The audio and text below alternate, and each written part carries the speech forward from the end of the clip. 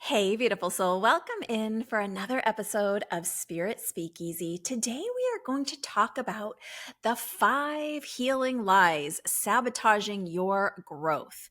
Many of us think that healing is a one-time project, something to complete, to check off, and then move on. What we often get wrong about healing and personal growth is that healing is truly not just a task, it's an ongoing intentional practice. Healing is an essential part of self care because the way we engage with our emotions, our experiences, and our own energy shapes every area of our lives, our relationships, our goals, how we express ourselves, even the depth of our spiritual gifts. It's an easy misunderstanding what personal growth and healing actually involve. Some people believe that once they've quote unquote done the work on a situation or a challenge or a pattern, that they are finished and can move on and shouldn't have to revisit it. Others think that healing maybe is only for those that have experienced capital T major trauma. And others still might even feel like that revisiting old challenges means that somehow they've failed. So, in this episode, we are going to unpack 5 of the most common misconceptions about healing and personal growth. We'll talk about why healing is not a task to check off, why it isn't about erasing the past, and why working through recurring challenges is not a sign of failure. It's actually quite the opposite, as you'll learn. We'll also explore why healing matters for everyone, no matter what your history is or how you feel you may or may not have been wronged in the past, and how it can actually help you live more consciously, more intentionally, and more authentically. As Brené Brown reminds us, this is a quote from her: owning our story can be hard, but not nearly as difficult as spending our lives running from it. Healing isn't about erasing what's happened. It's about evolving through it, stepping into each moment with awareness and self compassion. So, I want to give us a working definition of healing for this episode because, as we talk about here often, some of these terms can mean so many different things. So, for this episode, we could be on the same page with this healing definition. Let's define healing for our purposes today as the ongoing intentional practice of engaging with your emotions, experiences, and energy in a way that allows growth, integration, and conscious living. It's not about erasing the past or checking off a box, but about evolving through life's challenges with awareness, compassion, and self-honesty so that you can live more authentically, expand your gifts, and respond to each moment with clarity and choice. Now, just like you, I'm under no illusion that our world right now is looking peachy keen and shiny. I know that there is a lot of chaos going on, and I know that's true globally. I know that's true in several different individual countries, including the US, including Canada, including many countries in South America. And the tension feels like it's building on a big level, but also in our interpersonal connections. People are more separated. We are more at odds with each other. We are feeling oppositional.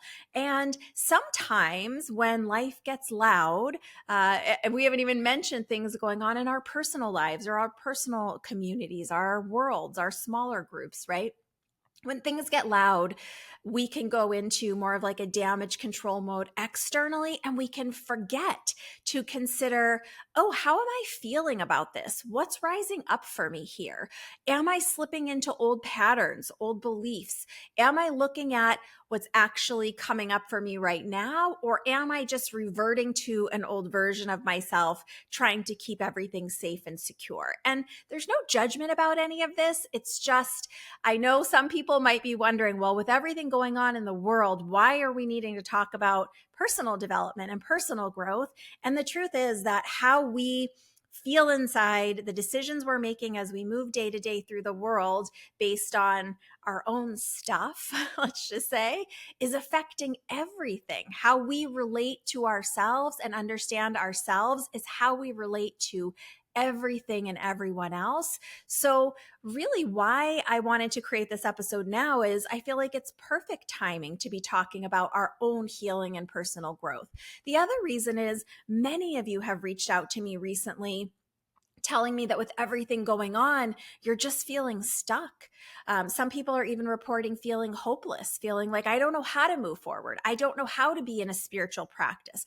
I don't know how to find my intuition with all of the chaos that's going on in the world. So just know this episode is in some ways in response to everything that's going on and not avoiding everything that's going on, because we are living this experience and going through this experience collectively, but also as individuals. So I just wanted to throw that in there to let you know my intention with this episode and why I think now is the perfect time for it, actually. So let's dive into our first of these 5 misconceptions. I already did it and now I'm done. So the first misconception that might be sabotaging you and keeping you stuck and not growing is this idea that some people have, oh, I already did it and now I'm done. Healing's not a task to check off.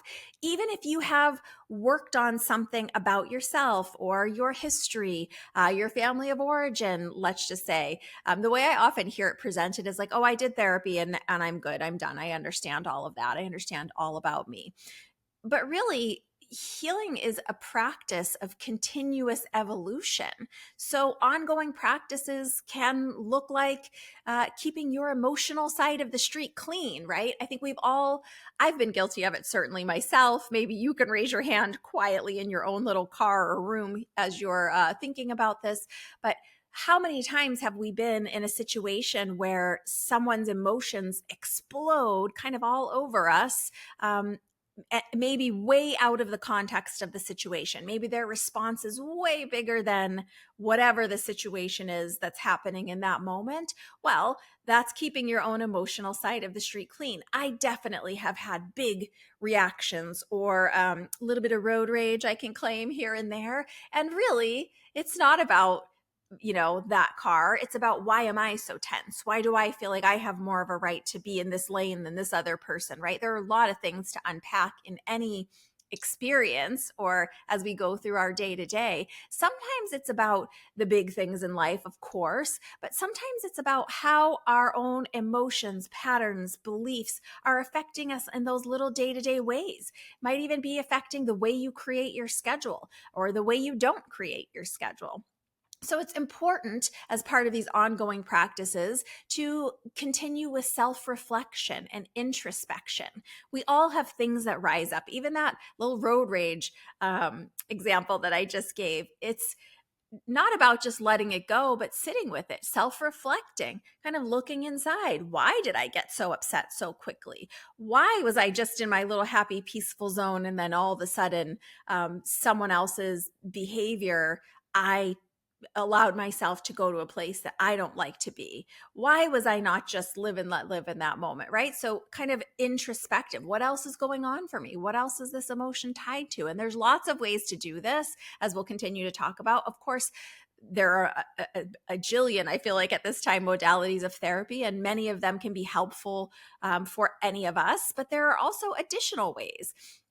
So we can continue to regularly evaluate how experiences affect our thoughts, our emotions, our actions. And some of the reasons why it matters is this ongoing process continues to shape how we treat ourselves and then how we treat others. A little example here is, you know, sometimes culturally, particularly in the US, we are in this kind of hustle culture mind where we don't always have a lot of permission to take a break. It's, what have you done? What are the list of things you've done today? What do you have going on? When someone asks you, what are you up to? Often they expect a list of the tasks that you have going on in your life or the things that you have accomplished this week, if it's in a work setting, or the goals that you're chipping away at, right? But it doesn't always have to mean that. So if you are treating yourself like, oh, you have to be hustling every minute of the day, that's what I expect, that's what you're going to expect of others. And it's not judging whether that's right or wrong, but is that how you want to show up? Do you want to be showing up as the school marm with tapping the ruler on your hand saying, what have you got done today? Or are you wanting to be available for people to share and come to with challenges or come to with celebrations, right? Moments of happiness. So part of this I already did it and now I'm done.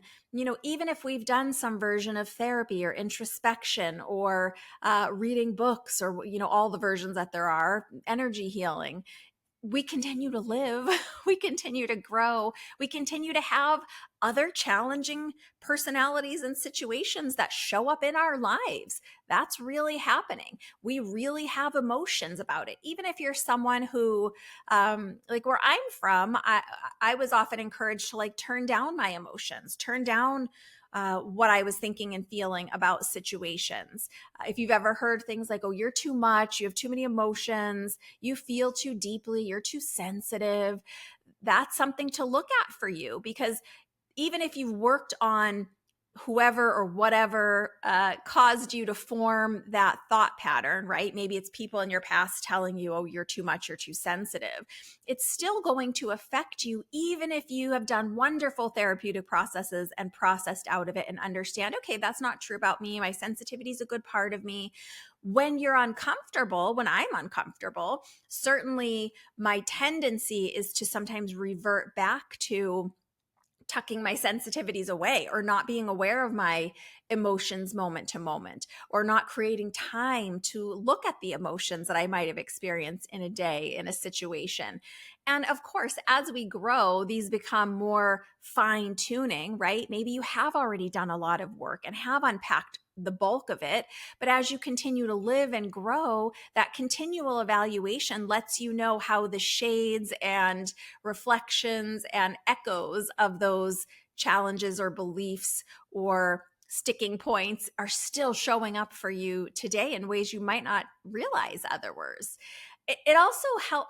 Otherwise, it also helps us if we are in pursuit of goals and opportunities. Goals and opportunities within themselves are not intrinsically bad necessarily, right? For many of us, for me included, it does help if I have a goal out there somewhere or something I'm working towards or working on that just feels good to me. But sometimes those sneaky little patterns of our past can create self-sabotages along the road of those goals, right? It could mean that we're not managing our time properly or we're being too hard on ourselves. I'm thinking about someone I know that's working on writing a book. And guidance I was given about writing books years ago was that you write it all and then you do the editing later. Well, in this person's pursuit of their goal of creating this book, they are really nitpicking themselves along the way. They have this old pattern that's rising up for them about this little nitpickiness because this new goal is out of their comfort zone and a big thing that they're working on. So sometimes shades and echoes of those old patterns will rise up. And maybe what's actually happening is a fear of expressing themselves. Let's just hypothetically say in this scenario, well, the self-sabotagers can look like becoming busy with everything aside from writing this book, or convincing yourself that you need to really self-censor in the writing process. So it can show up in ways that feel disconnected from whatever the pattern or emotion is. That's why this ongoing self-reflection, looking at how am I acting? How am I behaving? How is what I'm saying I want different from the actions I'm doing or emotions I'm feeling around what I want, right? So for so many reasons, this is important. It's not an I already did it and now I'm done. And the other area where I've seen this in my personal life quite a bit is in the expansion and expression of our spiritual gifts. Particularly in mediumship, but it's also true in intuition, in healing, in the psychic work, in any type of gift that we have that we want to express. It's true in arts of all kinds, that when we have an emotion that we're not willing to look at or something that we've already processed that was uncomfortable, that is a part of who we are, right? We might have a little bit of let me just use myself as an example here. I'm going to really put myself on blast today, guys. So hopefully you will give me some extra hearts and sweet comments around this episode because I'm coming out of my comfort zone. This is one of my sticking points that I often find creeping up and sabotaging me in strange ways. I sometimes get scared to really show my whole self publicly. That's a scary thing. Well, when it comes to the expression of our gifts, If your gift has to do with any other person, right? If you want to read, if you want to play with oracle cards, if you want to create writing or art or something that's going to be seen by others, those fears of self-expression don't just magically go away because we've worked on it previously. Do you guys know what I'm talking about? Has this happened for you, or is this maybe currently happening for you as you're thinking about the work that you're doing on yourself, or maybe the work that you're resisting on yourself? And I've already worked through this fear of fully expressing myself publicly numerous times. As you guys know, I express myself publicly pretty regularly in some areas, but that doesn't mean that there's not these other areas, these other exciting things that I'm wanting to create and share in the world, that I am finding sticking points around this self-censorship, or around creating delays, or just not putting it on the calendar. And then it's not happening, which is not forcing me to then step into the public and express myself in certain ways. So these little sneaky sabotages can show up in so many ways. But in this first misconception, have you thought or felt, or do you know someone else that has felt, oh, I already did it, I already processed that, I already healed and grew through that, and now I'm done? If so, please share this episode with whoever that is. So the takeaway from this little segment is healing is a lifelong journey, not a one-time achievement, even though it's important to celebrate our achievements of healing and personal development and coming to deeper levels of understanding within ourselves. It's okay to celebrate that, but celebrate it as a milestone along your journey, not as a box to be checked and then tucked away in a closet somewhere. The second misconception that might be keeping you stuck, sabotaging you, or not allowing you to grow is this idea that I sometimes hear from clients: oh, nothing bad ever really happened to me, so I'm good. I don't need to do personal growth or personal development. I'm good. I have nothing to look at.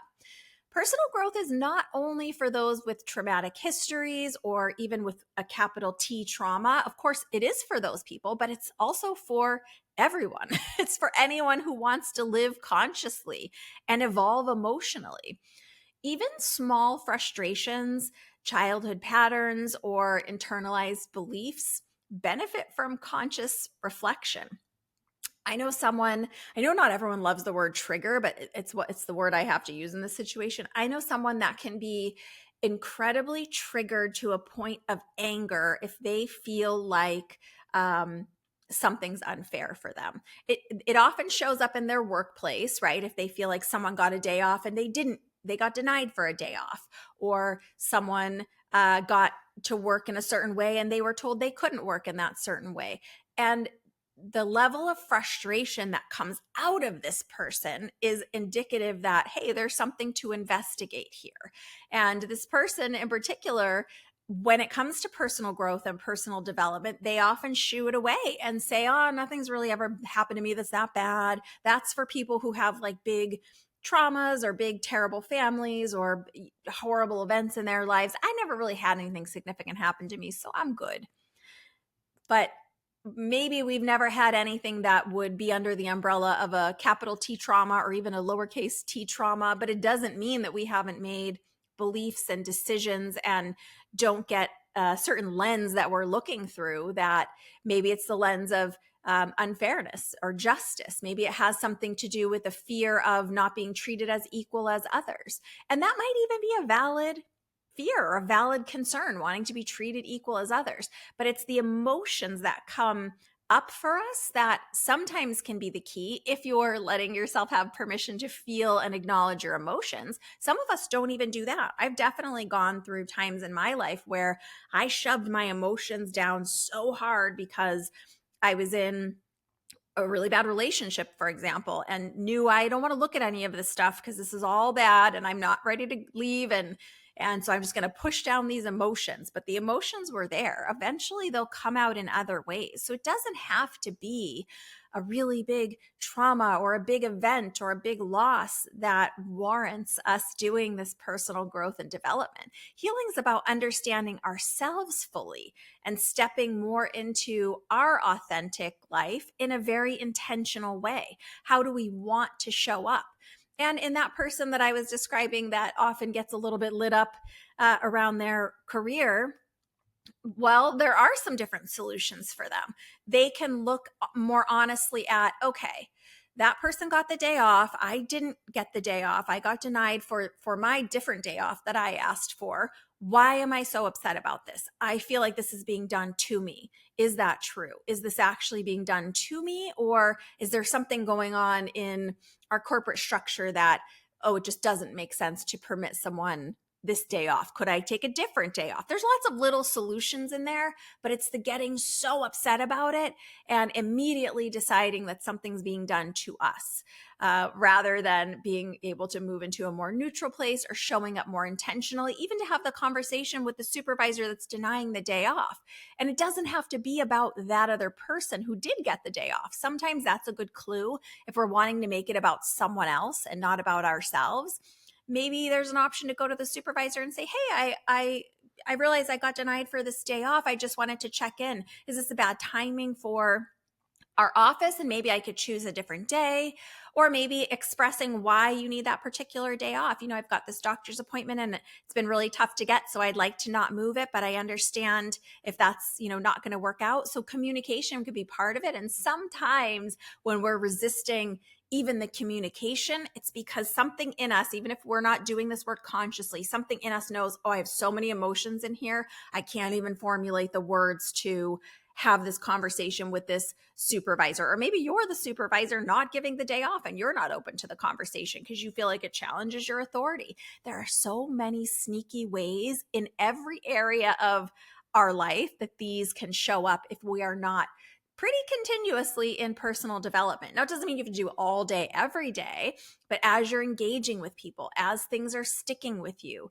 as you're just noticing throughout your world what's coming up for you, that's part of evaluation, and it will help with your personal growth. So really just accepting that healing, personal growth, personal development doesn't always have to be looking at one big trauma that happened in our life. Or if you're someone like in this number 2 misconception, nothing really bad's ever happened to me compared to everybody else. Well, that doesn't mean you don't have emotions about the day-to-day things coming up, or you're not making comparisons with other people, or you're not making decisions about yourself based on old patterns or old thoughts, right? So that's the second misconception. When I listen to these types of episodes, and even as I'm writing them, I'm always trying on the hats, saying like, does that fit for me? Have I experienced that? Do I know that what that is? So I invite you to do the same if you like to process that way. That's how I like to process. Okay, so this third misconception that I often heal when it comes to growth, healing, personal development is this idea that, oh, I already worked on this person, situation, this thing. Why does it keep coming up for me? I feel like I'm failing. This one's really common. And there are several reasons why this can happen, which we're going to talk about. But once we work through a challenge, it may resurface. It doesn't mean that we've failed. I often find this with people that have done personal development or healing or growth around, like, let's just say a family member who's particularly been challenging in their life. A lot of therapy works on the mother wound, the father wound. If we have siblings, those relationships. So, or maybe it's a situation. Maybe it is a trauma that's happened. Maybe it is a heartbreak that's happened. Maybe it is a significant event that's happened in your life and you really gave your all and did the work and, did the therapy or read the books or whatever it was that you did. Why does it keep coming up? Am I failing? What is going on? I thought I already cleared this out of me. Well, healing isn't about becoming emotionally neutral to a situation. It's about feeling, sitting with, and processing the emotions as they arise. So in some instances, it might be because that person is still in your life and the way that they show up, maybe intentionally, maybe not intentionally, is triggering for you or lights up those old parts of you, maybe takes you back to a 10-year-old version of yourself where you didn't have the authority to express yourself, let's just hypothetically say. So it could be a reason like that. But even if that person or situation is not a part of your life at all, it can still affect you even if you have already worked the energy, the emotions. And really, we want to keep showing up as our whole selves as much as possible, not censoring parts of ourselves, not slipping back into those dynamics where we are the kid and we don't have power, don't have a voice. We can continue to release lingering patterns to gain deeper understanding. And that's what each recurrence or each time this comes up for you is giving you an opportunity to do, to integrate the lessons you've already worked on and learned, to help with this ongoing evolution and help you sometimes to see it from a new perspective. The way I often think of it is, especially if you've done any version of soul searching or personal development or emotional work on yourself, for me, then even more, of course, it's going to continue to echo or show up in different ways, usually lesser ways.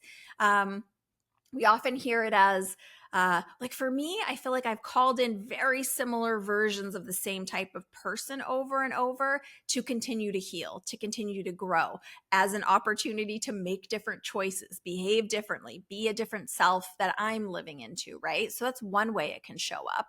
But as we grow and expand and change, of course, we're going to look at things of the past with a new perspective. Just think of it as like climbing this mountain of life.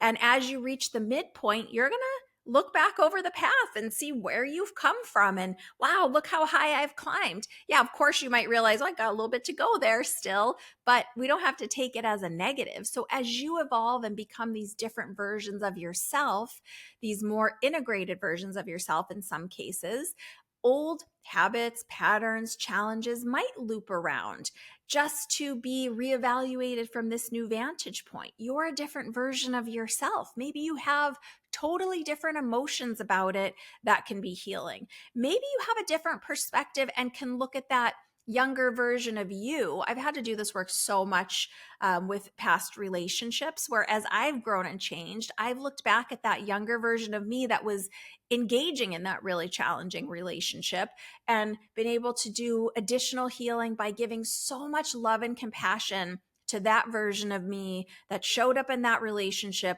messy as hell, doing her best, even though it was messy, trying so hard to create the life that she wanted, even though I was banging my head against all the wrong walls, so to speak. But I can look back and love that version of myself and see how far I've come. It's not about judging those versions of us or kind of using this new vantage point wherever you stand now to, judge or like excommunicate those versions of yourself. It's about integrating those versions, loving those versions of yourself for helping you to get here to where you are today. One of my favorite teachers that you guys probably hear me mention all the time, Ian Van Zant, reminds us in her own words in one of her amazing books, In the Meantime. It's a quote from her. The way to achieve your own success is to bodily embrace the The way to achieve your own success is to boldly embrace the very things that scare you the most. Sometimes these old things loop back around for us because we might not realize that we are currently behaving in a way or being stuck in a fearful thought pattern or fearful belief totally unconsciously because of something that happened in the past, because of a fear that we held in the past. Oh, well, when I was younger, I did some public speaking and I got ridiculed and that was really painful. And maybe you've worked through it. Maybe you've processed it. Maybe you even have come to a place where you love that version of yourself for getting out on that stage and trying their best. But maybe the behavior that's coming up for you now is that you pass off public speaking opportunities to other colleagues, or you don't challenge yourself to share with your safe community or your friends things that you are learning about the spiritual world, let's just say. It can show up in really sneaky ways. Maybe you turn over authority to other people because you don't like to use your voice. So you think, oh, I'll just let them say what they have to say, and I'm not going to chime in here, even though I really do want to share something. So that's part of this ongoing evaluation. And just because old patterns, old habits, old beliefs are showing up, it doesn't mean you failed. It's quite the opposite. It means that you are ready to look at, to feel, to experience, to gain wisdom that will bolster you even more here, that will help you even more to move forward and live into the version of you that you are intending to become. So let's move on to this fourth misconception. This misconception is that healing is about putting things back how they were before, this mythical, magical time and place before. We can't go backwards. The only moment is now. Obviously, many of us, and if you're here, I'm sure you've heard that. Healing doesn't restore the past. It's not like this emotional, energetic, energy healing, emotional healing, processing, personal growth, personal development, living authentically. It's not the same as getting a cast on your foot to repair a break, which I have had. So we all know when we break a bone or when someone we love breaks a bone, you go into the doctor, they x-ray, they assess, and they put the cast or do the surgery to put it back to working order, right? To get it back as much as they can how it was before. Well, that's not what emotional growth, healing, energetic healing, that's not what it's about. True healing involves learning from your experiences so that you more deeply understand why you showed up that way, what that version of you was trying to hold on to or trying to help achieve. In the relationship example, I've had just so many clients with challenging relationships lately, so maybe that's why it's so top of mind. But when we're looking at a relationship that we were in the past, or even a current relationship. I sometimes work with people who are currently having relationship challenges, and sometimes they think, well, let's just heal this so we can put it back like it was before. Well, we're always growing and changing, and there's no putting the toothpaste back in the tube. So it's really from learning from these experiences, sharing, growing, releasing emotions rather than shoving them down like we were talking about, understanding what those emotions are connected to, why they're even coming up. I'm thinking of a friend who is going through a challenging segment of their relationship, and they are feeling such deep sadness very frequently is the emotion that they're labeling right now. And what they were telling me is, Joy, I just really wish it could go back to like it was before. And I wish I wasn't feeling all of this sadness about this partner. And some of this for this person in this instance brings me to my next point, being honest with yourself about your feelings. While this person is resisting looking under the sadness to understand, well, why are you so sad? The sadness is there. Let's feel it. Let's let it linger because it's there. Don't shove it down. So that's a great part of the process. But let's be honest. What is this sadness about? Is this sadness because you maybe thought the relationship was going to be different? Is this sadness because there were things we agreed to in the relationship that maybe are no longer being fulfilled? In this person's instance, the sadness is because their partner's changing and evolving, and they're wanting them to go back in the genie bottle and not have so many feelings and not want to carve out space for themselves. And they're wanting it to be the same version of the relationship. And especially in relationships, we don't have control over other people's growth or resistance to growth, over their free will choice. We can make agreements, but however they show up or whatever they choose, we get to make our own choices about that and have our own feelings about that, but we don't get to control theirs. And in this situation, this person's having a lot of feelings about the growth that their partner's having, the expansion that their partner's living into, the things that their partner's wanting to experience, even though from someone looking from the outside might seem like, oh, that seems like a fun experience that they're wanting to have. While the person that is my friend is like, I don't want them to grow in that way. I don't want to do these experiences. I don't want to go on these treks and travels. And I didn't sign up for that. So then the negotiation is being honest about how you feel about that and what it means for the relationship. And a lot of that's in the coming together. Some of this work is all in ourselves. Obviously, if there's another person involved, yeah, maybe they might need to be involved, but really understanding why that's getting so lit up And for this person, I love them dearly. My belief is that there is a fear of abandonment happening under there. And as we lovingly have these chats, I know that they will eventually, they don't listen to the pod, but I know that they will eventually come to this place if they continue doing the work and processing, realize, oh, I'm having a fear of abandonment. And that's why I feel so judgmental that this person, now that they have a little more time, is wanting to do this part of their dream. And that might be a different conversation for them within themselves of whether they can continue in the relationship while this person is also pursuing part of their dream, or perhaps they have a choice as to whether that doesn't resonate for them anymore. But getting to the bottom of it and understanding that fear of abandonment is only going to come through the emotional processing. It's not going to come through the resistance and continue saying, I want you to be like you were before. I want to be like I was before. I want to go back to how it was before. A lot of us would like our collective world to go back to a different period in time, or even our personal worlds to go back to, we often hear, a simpler time. Well, that's not real.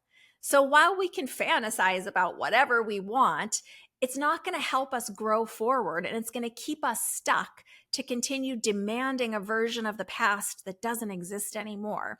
The way through is to understand, to be honest with ourselves about our feelings, to continue to investigate, to release and process emotions rather than suppressing them. The goal is growth, expansion, expression, becoming more evolved versions of ourselves at every stage of life, not going back to a different time that doesn't exist in the same way anymore. Okay, let's move on to our fifth and final of these misconceptions that are sabotaging your growth, that are keeping you stuck, that might be not allowing you to grow in the way that you desperately want to and are striving to. So this misconception is this idea that, oh, it sounds negative to keep just processing all of my old pain and rehashing all of my emotions. That feels really negative to think about my emotions, to talk about my emotions. Another version of this is, oh, that's very self-indulgent. And even that in and of itself is a pattern, a belief, a program that came from somewhere else. Often someone in our past telling us, oh, that's very indulgent to think about your feelings. That's very negative to be processing your emotions. And the truth is, it's not. First of all, you can keep it private, so it doesn't have to sound negative to anyone. But maybe the truth of this sentiment is, well, it feels really terrible to be processing my emotions all the time. And one, emotions aren't only challenging, they're happy too, right? And sometimes we resist celebrating. We resist celebrating ourselves. And even that is something to be looked at. But choosing to work through, let's just use pain in this example, because I feel like that's the prickliest one. That's the prickliest emotion that we can work here. It sounds negative, processing all my old pain. Choosing to work through pain is empowering. It's not regressive. Ignoring pain, or really emotions of any kind, doesn't neutralize the effect of it. It actually really exacerbates the effect of it. It festers it. Ignoring pain or ignoring emotions shapes our thoughts, our choices, and our energy unconsciously. It's still shaping us, right? Think about fear. Unconscious fears still affect our behavior, even if we're not willing to look at them. Unconscious pain, or old festering pain and hurt, it's still affecting us on a day-to-day level. It's still affecting how we show up, how we engage with others, what we're giving ourselves permission to do and not do. It's not invisible or not there just because we're ignoring it, right? It's like the elephant in the room sometimes is our pain. And often, just from my work in grief and with people who are deeply in grief and pain, if you've ever been around someone that is deeply in grief or in pain over a long period of time, you probably know, yeah, it's an elephant in the room.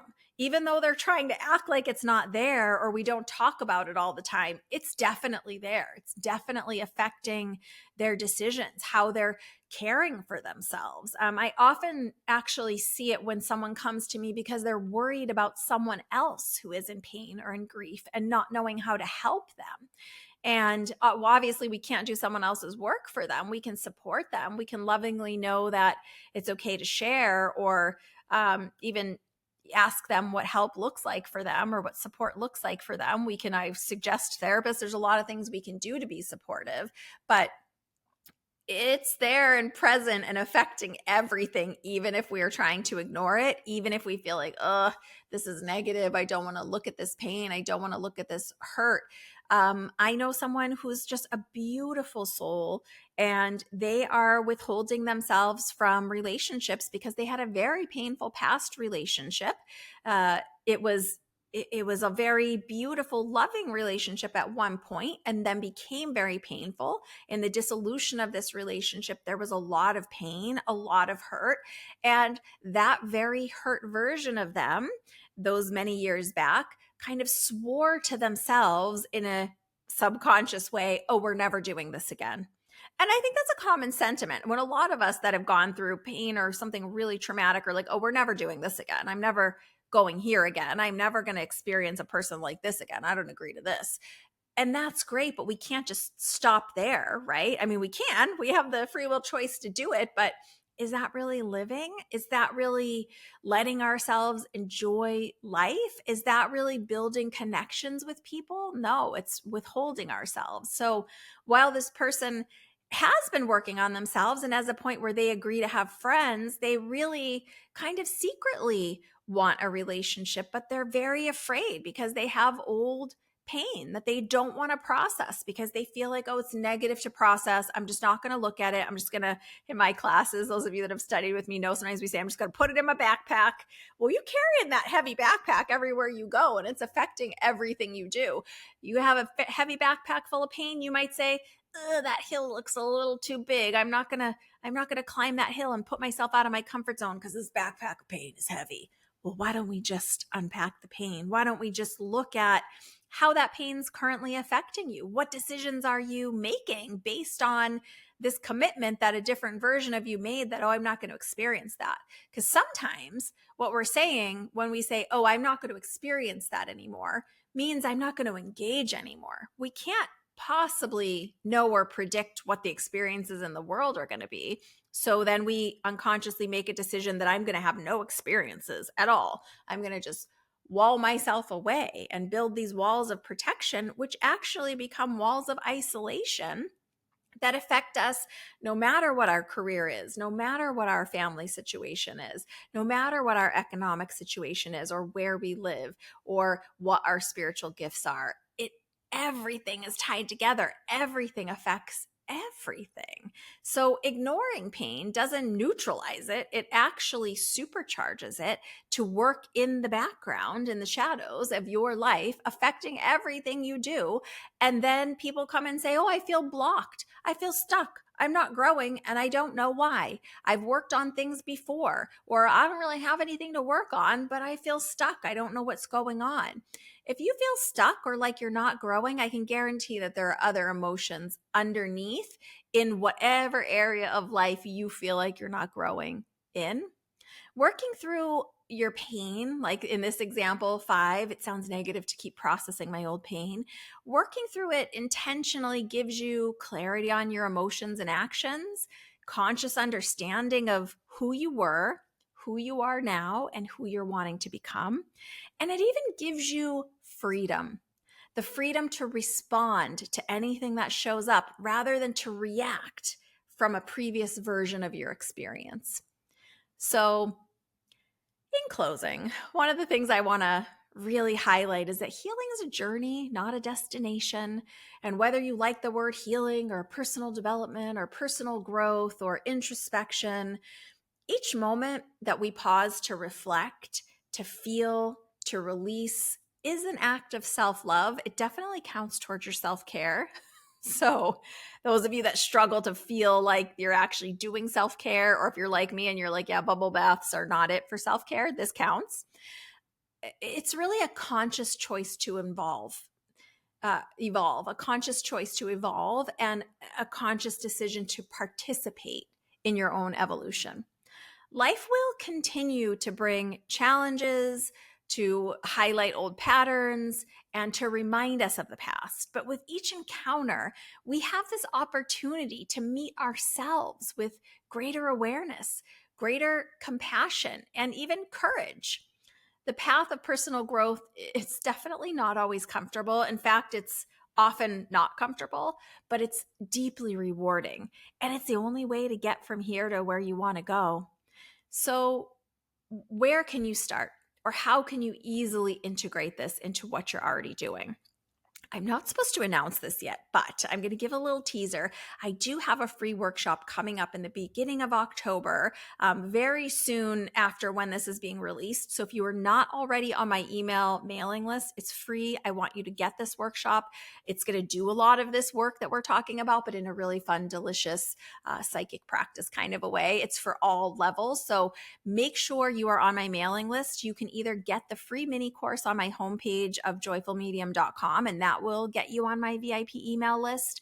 Or if you don't want to do that, just email admin@joyfulmedium.com and give your email and your first name and your permission to be on the list, and I will have you put on that list myself, because that's an exciting opportunity coming up to do this. If you feel like you want some support, some community, if you feel like you want some tools and to have some fun. But since that's going to be only for a limited time and this episode's evergreen, I want to give some tools here right now as well.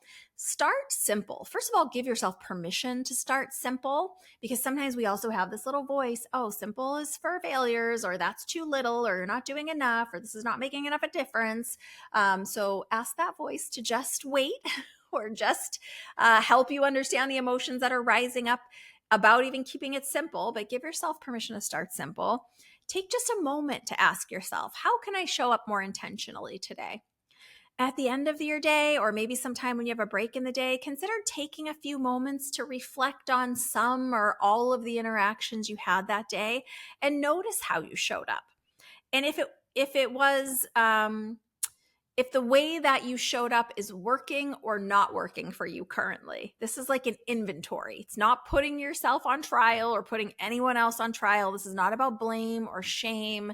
It's just about noticing, taking an inventory. How did I show up today? How did I show up with every single person that I met with today or came in contact with today? Did I show up in a way that is working for me or is not working for me? This also means acknowledging where you do like how you show up, right? Because personal development is not all about looking at the challenging emotions. It's also looking at how you do like how you showed up along with areas where we can improve, right? Let's be honest about what we can improve on, but let's also acknowledge, oh yeah, actually, you know what? I did help that person who dropped their keys and couldn't find them, and I saw them right there. I liked how I showed up there. I could have just walked by and ignored them. So it doesn't have to be big instances, just little interactions throughout the day. If you have more time to contemplate or have like even time to sit for 20 minutes to journal, even if it's just once a week or every few days, ask yourself, what story am I ready to embrace or release or rewrite? Because often we're working from a story that is a group of beliefs that we created, often unconsciously or subconsciously, from experiences we've had. We collect the data, right? Our little brains are always working, and we make beliefs or decisions or standing choices or ways to act in certain situations. So, what story that you've created are you ready to release? Or what story are you ready to embrace? Maybe you're ready to embrace the story about you stepping into your full power and being successful and not being apologetic for your success and being a kind leader as part of that success. So you can rewrite the story in any way you want. It often has to do with some release and some embrace. Healing invites you to step into the fullness of your life, honoring where you've been, appreciating who you are now and often how you got there, and courageously becoming who you're meant to be. Because even if something's, meant for us or the highest expression of us on our path, we still need courage. It still is often outside of our comfort zone, even if it's something we know we want to do. So remember, Every small moment of awareness and self-kindness matters. You're doing better than you think. Every step forward, no matter how small, is a victory, and you are fully capable of creating your learning and creating love and learning to love and live. I'm so proud of you for even being willing to have this conversation and to look at these misconceptions within yourself, because we don't want to believe these healing lies. We don't want to sabotage our growth, but often we just can't see the path forward. And the path forward is through acknowledging and working with your emotions and fully embracing yourself. So until we meet again, big hugs, lots of love. Bye for now from inside Spirit Speakeasy.